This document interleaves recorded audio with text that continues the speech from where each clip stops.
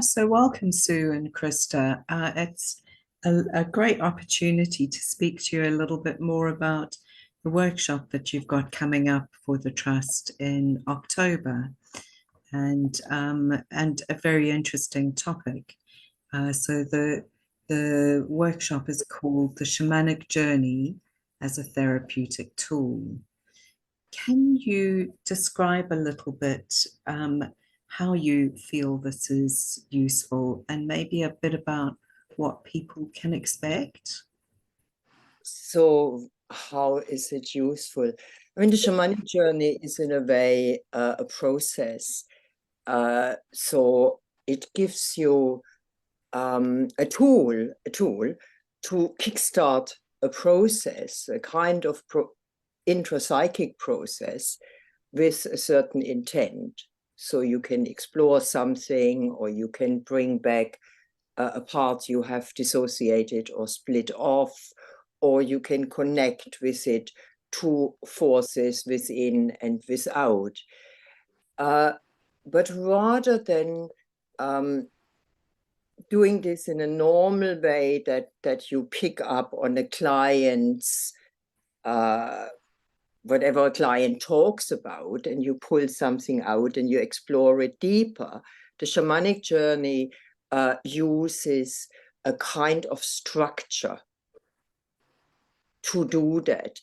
And the other thing which might be important to say right from the beginning, it of course works with a wider field. So the wider field being what's often called the spirit world, and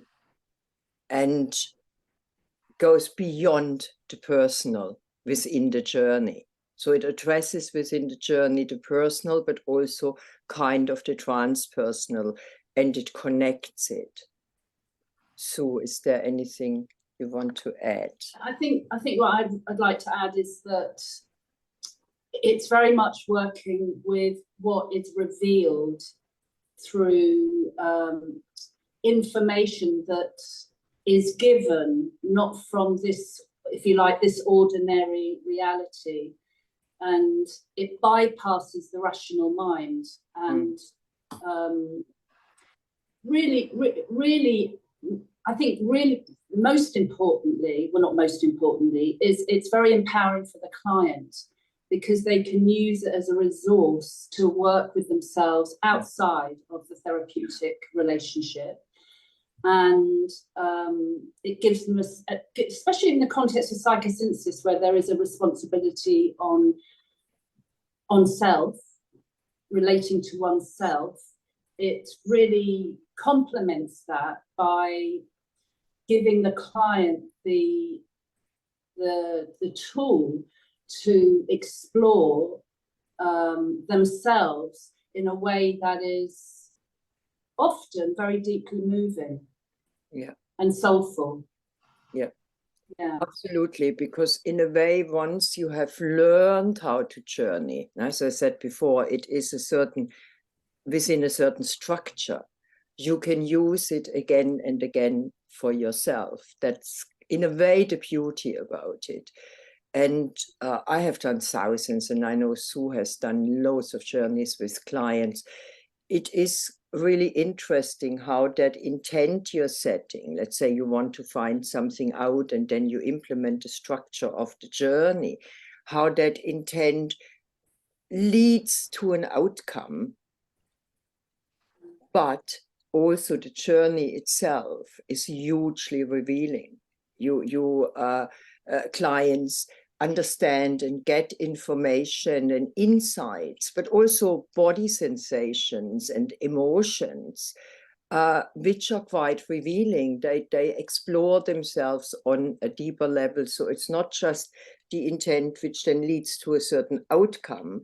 It is also the journey itself, like with any therapeutic piece of work, which is very, very interesting and revealing. And I think what's maybe good to say at this moment in time, so is also that, so the journey itself is the journey itself, but then comes, of course, afterwards, the integration work. So in theory, the journey, of course, works on an energetic and cognitive level. Yeah, in itself, it doesn't produce a bigger change. The bigger change, let's say, if clients journey to let something go,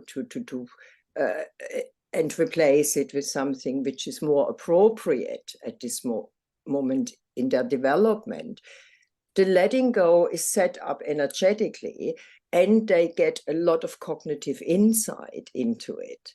And sometimes you have an emotional reaction to go with it. But to later on to implement the habit change, for example, that needs integration, so that needs follow-up sessions. Would you agree? So yeah. It's a fantastic tool, but it's not a miracle tool. No, you still need an integration process.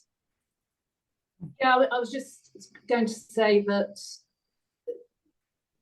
in my experience of doing journeys with people, most, not all, but some will question the validity of it, the reality of it, in terms of, is it just the imagination? Am I just making this up? But actually, when coming back to the present here and now worlds, things start to occur that reflect some of the insight or some of the experience of the journey, and that in a way becomes not evidence, but an assurance that it's incredibly powerful, and it's not just about the imagination.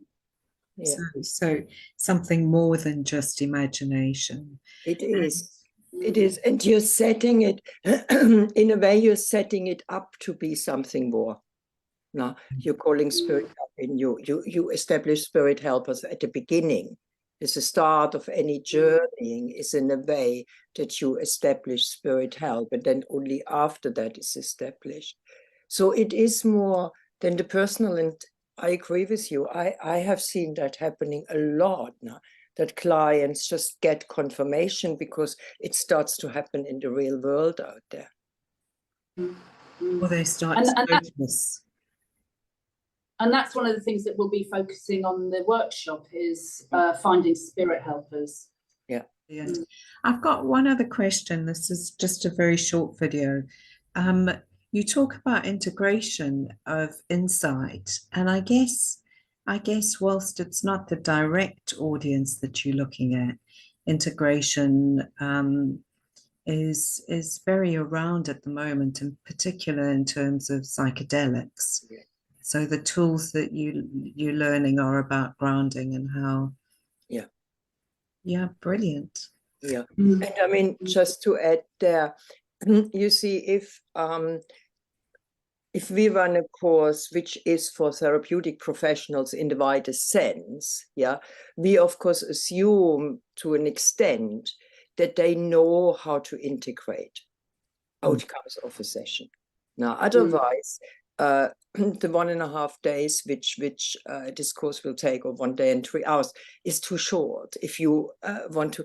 And I find that, integration techniques, you go from inner child work to homework, to this, to that, to grounding, but every therapist and counselors has a repertoire which they're using anyway, and they can use that with the journey. Yeah, so we can certainly offer that as an ongoing process that they can work with after the workshop, for sure. Yeah. Thank you both very much, and I think it's a very exciting and enriching course that for people to take, and always useful to learn a tool. Yeah. Thank you. Thank you. Thank you.